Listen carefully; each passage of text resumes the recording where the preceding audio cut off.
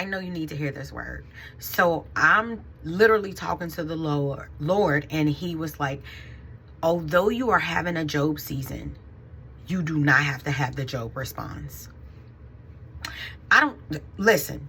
So I'm thinking about all the people in the Bible. I'm thinking about Joseph. I'm thinking about everyone who went through. When you think about Paul and Silas, when they were locked up, when you think about Ruth, when you think about, I'm just thinking about every person in the Bible, even David.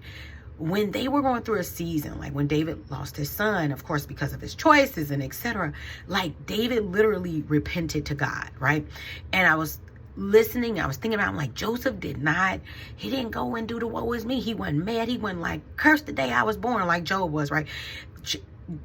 Joseph wasn't like that. When I think about Ruth, wasn't like that. When I think about Mary, when I think even about Jesus, everybody's response was like, yo, your will be done. It is what it is. They didn't like what they were going through, but their responses were totally different. When you think about Paul and Silas, when they were locked up, what did they do? They started worshiping, singing, praising God.